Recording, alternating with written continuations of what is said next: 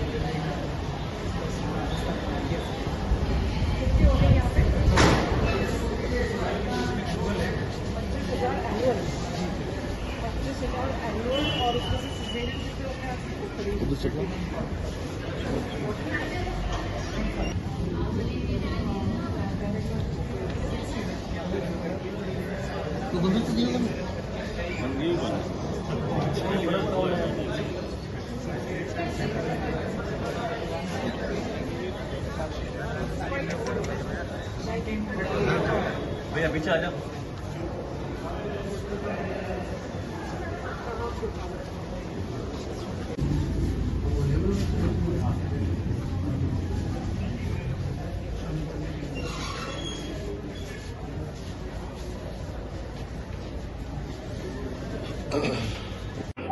देखिए, जैसा कि आपको पता है, ये Umed hospital one of the oldest hospital अपने स्टेट का है।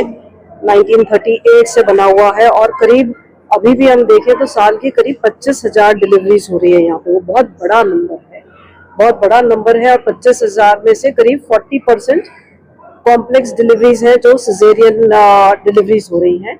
उसी को देखते हुए अभी इनके जो पोस्ट ऑपरेटिव वार्ड है, लेबर रूम एरिया है, महिलाओं से भी बात करी है, डॉक्टर्स और स्टाफ से भी बात करी है कि किस तरह से वो लोग इंश्योर कर रहे हैं कि सारे प्रोटोकॉल्स की, जो मेडिकल की प्रोटोकॉल्स हो, उनकी पालना हो। यहाँ पे बेस्ट ट्रीटमेंट मिले, लोगों का इतना फेथ है, तभी 25,000 लोग यहाँ पे आते हैं। बेस्ट ऑफ द डॉक्टर्स है, सारी फैसिलिटीज हैं।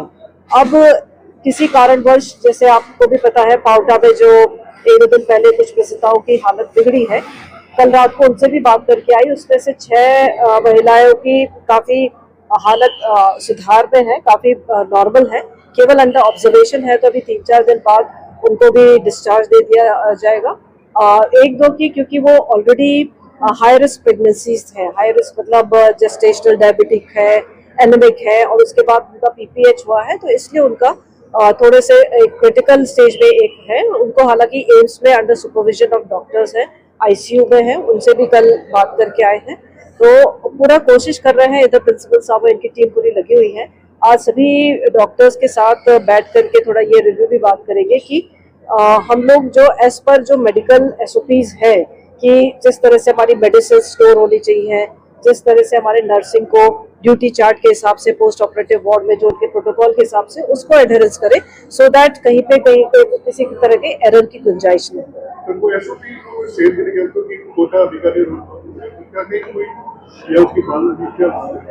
देखिए, एसओपीज तो टेक्निकल जो स्पेशलिस्ट होते हैं, ऑल इंडिया इंटरनेशनल लेवल के जो लोग होते हैं, वो बैठ करके हॉस्पिटल्स को लेकर के, ऑपरेशंस को लेकर के, एडमिनिस्ट्रेशन ऑफ मेडिसिन को लेकर के बनाते हैं।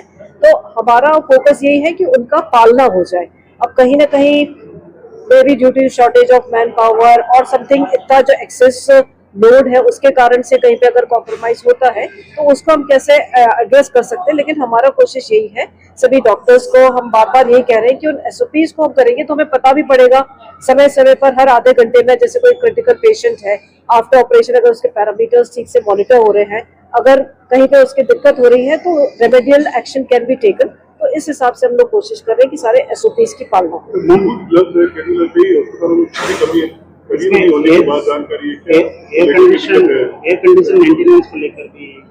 देखिए, जैसा कि उधर ओटी में, पोस्ट ऑपरेटिव वार्ड में, सब जगह ये जो खुले कॉरिडोर्स में तो नेचुरली एसीज इफेक्टिव कहीं पे भी नहीं रहते हैं।